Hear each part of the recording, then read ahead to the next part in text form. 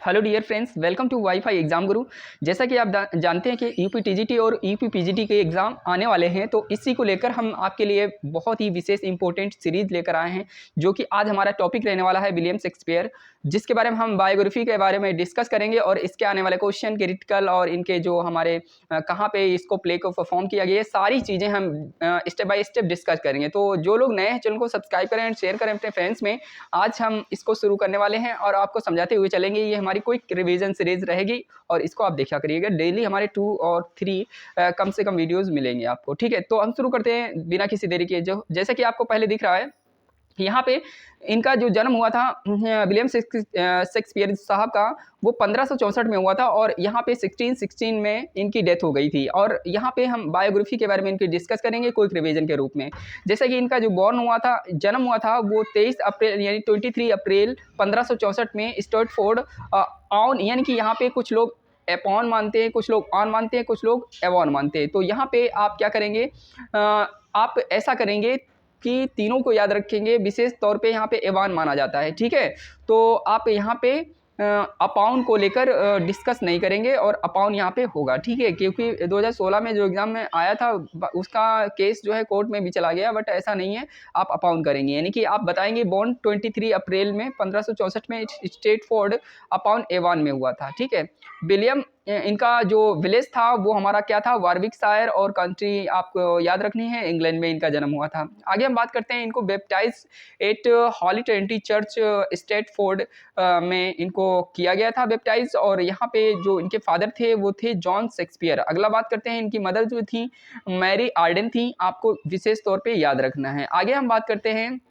इनका जो ये कौन से नंबर के चाइल्ड थे, तो इनके जो परिवार में, यानी कि इनके जो भाई बहन के बारे में बात करें तो 8 थे, उसमें से ये 3rd चाइल्ड थे विलियम शेक्सपियर साहब।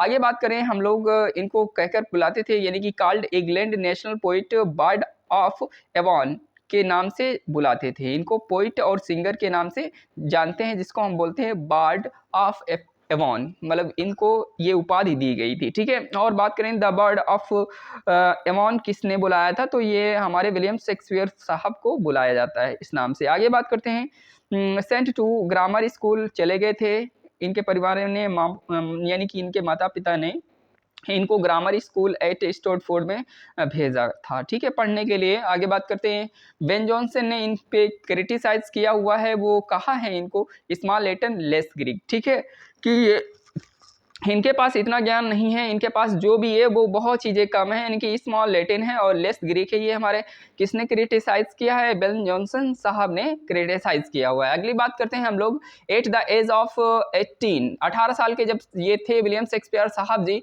तो इनकी शादी हुई थी एनी हाथावे से, जो कि 26 ईयर की थी, और इन 1582 में इनकी शादी हुई थी।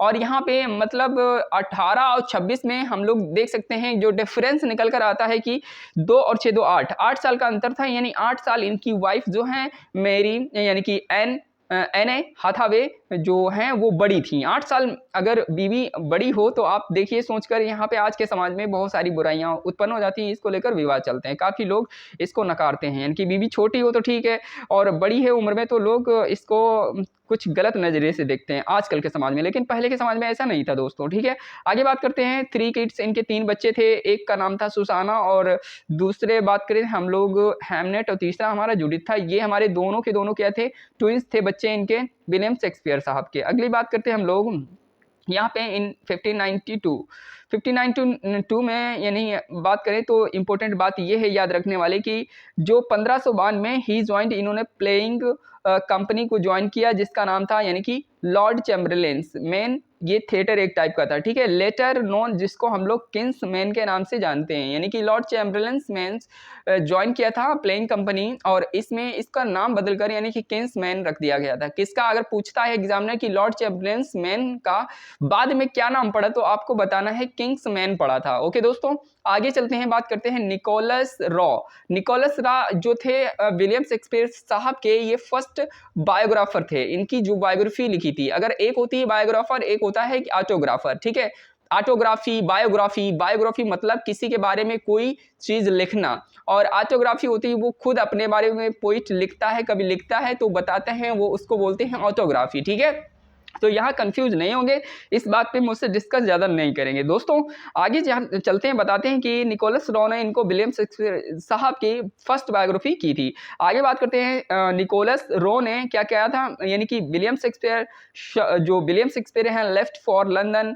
ये लंदन चले गए थे और ऑर्डर टू अवॉइड हिमसेल्फ, और एलिजिबल थे प्रोसिक्यूशन ऑफ डियर पोचिंग। इन्होंने डियर पोचिंग की थी और इसके डर से इनको पकड़ा ना जाए, बंदी ना बना जाए, इसी वजह से दोस्तों ये क्या किए थे, ये अपने आप को यहाँ से चले गए थे, अपने आप को ले चले थे। यानी कि बात करते हैं तो किस लिए ये भाग गए थे अपने विलेज को छोड़कर, तो डियर पोचिंग होती हंटिंग डियर, मतलब डियर जो होते हैं हिरन्स का शिकार करना, उसके मामले में ये डर गए थे तो ये चले गए थे। ओके दोस्तों, यहाँ पे क्वेश्चन निकल कर आता है अगला, रॉबर्ट ग्रीन साहब ने इनको जो क्रिटिसाइज किया है और ये भी बोला है कि हम जो क्रिटिसाइज करते हैं वो आपको नीचे दिया गया है, और इनका मतलब है कि कंटेम्प्रेरी थे, मतलब उनके समकालीन हुआ करते थे रॉबर्ट ग्रीन साहब जी, किसके, विलियम शेक्सपियर साहब के। यानी कि आपसे अगर क्वेश्चन पूछा जाता है कि विलियम शेक्सपियर साहब के कंटेम्प्रेरी पोइट कौन थे, तो आपको बताना है रॉबर्ट ग्रीन। और रॉबर्ट ग्रीन ने क्रिटिसाइज भी किया है कि ग्रोट्स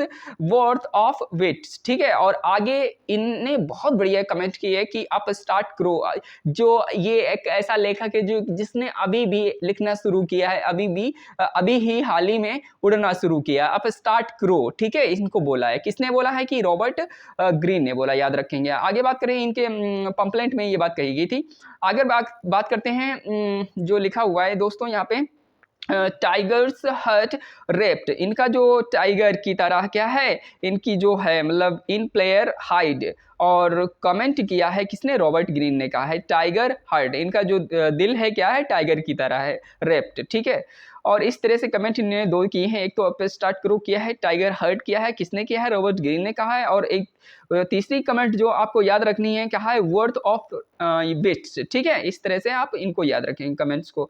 आगे बात करते हैं दोस्तों, ये दूसरों के एक्ट को चोरी करते थे, कौन, विलियम शेक्सपियर साहब, ऐसा कहना है रॉबर्ट ग्रीन का, ठीक है। रॉबर्ट ग्रीन ने एक और भी कमेंट किया, बहुत ही मतलब ब्यूटीफुल कमेंट है, लेकिन ऐसा नहीं कहना चाहिए, किसी के बारे में अगर कहते हो तो खुद के नजरिए को बदलो, कि किसी पे कमेंट क्रिटिसाइज करने से उसको आप नीचा नहीं दिखाएंगे, अब उसका इंप्रेशन बढ़ा रहे हैं समाज में ना, इसमें सोशल में, और किसी पे क्रिटिसाइज करेंगे ना, समाज देखता है यार, क्रिटिसाइज करने वाला व्यक्ति ही हमेशा ऊपर रहता है, सॉरी, जिस पे क्रिटिसाइज किया जाता है वो हमेशा ही ऊपर रहता है, और उसका पॉपुलरिटी, फेम सेम ये तो सब मिलता रहता है ना। आप किसी पर ब्लेम करेंगे तो उसके बारे में लोग जानेंगे तो उसको और पॉपुलरिटी मिलती है, ठीक है, मेरे अकॉर्डिंग।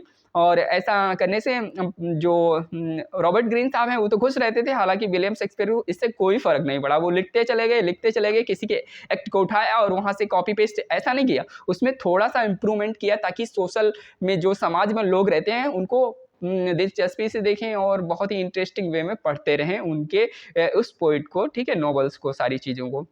आगे बात कर सकते हैं, इनके प्ले राइट जो हैं रॉबर्ट ग्रीन ने इनको बोला है, इसका मतलब होता है कि दूसरों को एक्ट को चोरी करना, प्ले राइट का मतलब, ठीक है। आगे बात करते हैं, विलियम शेक्सपियर ने the lord chambers men's open किया, ठीक है, और जिसका नाम किंग्समैन पड़ा था, जैसे कि मैं बता चुका हूं, और ओपन इन्होंने किया ग्लोब थिएटर, जो कि 1599 में यानी कि ग्लोब थिएटर, देखो एक यहाँ पे बहुत इंपॉर्टेंट बात मैंने बताना चाह रहा हूँ, लिखा नहीं है मैंने, बताऊंगा, ठीक है।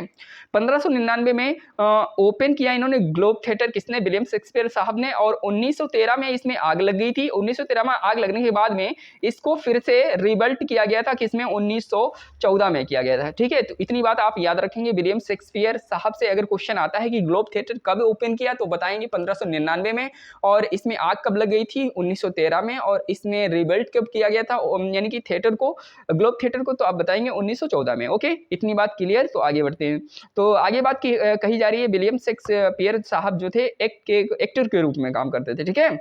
और यहाँ पे आपको ये बातें याद रखनी है कि शेक्सपियर बिकेम्स एन क्या है, शेयर होल्डर भी थे इसके, ठीक है, थिएटर के।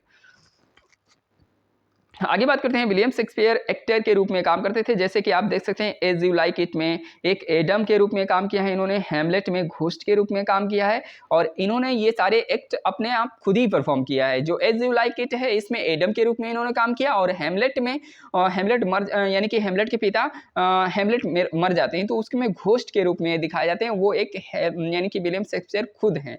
ठीक है, आगे बात करते हैं हम लोग, क्वेश्चन जैसे पूछ सकता है examiner, Burbage company of player joint की इन्होंने, स्टेड इन लंदन टिल 1609 1909 तक रहे, और बात करते हैं इन 1597 न्यू प्लेस स्टेटफोर्ड में नया घर खरीदा इन्होंने। देखो जब इन्होंने मतलब अपने शुरुआत किया जीवन की कैरियर की तो इन्होंने बहुत सारा नेम और फेम कमाया, और उसके जरिए इन्होंने बहुत सारी रॉयल्टी कमाई और पैसे भी कमाए, और स्टे किया कहाँ, लंदन में। कब एग्जाम में पूछ लेता है लंदन में स्टे कब किया, तो बताएंगे 1609 में यानी 1909 में।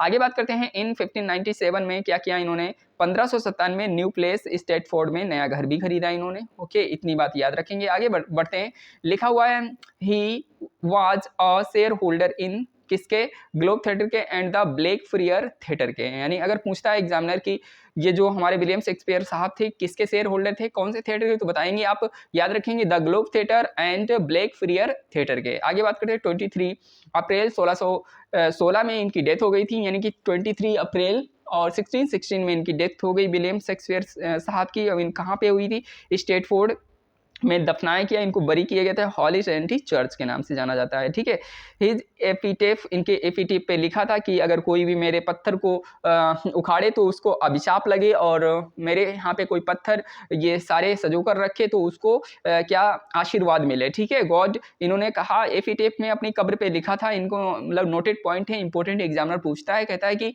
मतलब जो एपिटेफ है उनकी जो मतलब कब्र थी किसकी, और उसी पे एक लिखा था कोई स्लोगन कह सकते हैं, एपिटेफ पे जो लिखा जाता है कब्र पे वो लिखा जाता है, उसका नाम क्या था। तो आप बताएंगे, good friends for Jesus sake for we are to dig the dust enclosed here blessed. ठीक है, इसका मतलब मैंने समझा दिया आपको। आगे, be the man that spares these stones and curse be that move my bones. ठीक है, यदि कोई मेरे ऊपर स्पेयर दीज स्टोन्स, तो उसको क्या मतलब मिले, उसको यानी कि आशीर्वाद मिले। अगर कोई यहाँ से पत्थरों को हटाकर फेंकता है, मूव करता है इधर उधर, तो उसको अभिशाप मिले। ठीक है, ये बात उन्होंने कही थी एपिटेफ में। आगे की जो क्वेश्चंस हैं विलियम शेक्सपियर साहब के, वो हम अगली वीडियो लेकर आएंगे, उसमें डिस्कस करेंगे। आज के लिए बस इतने ही, आप इसको एंजॉय करिए, खूब ढेर सारा इसको शेयर कीजिए ताकि फ्रेंड्स को मिल सके आपके, और टीजीटी पीजीटी की तैयारी अच्छे से कर सके। दोस्तों मिलते हैं, हम लोग चलते हैं आगे। जो टॉपिक है हमारा रहने वाला है, इनसे रिलेटेड जो भी क्वेश्चन है वो हम कराएंगे आपको। Thank you for watching this video. Bye bye, take care, thank you.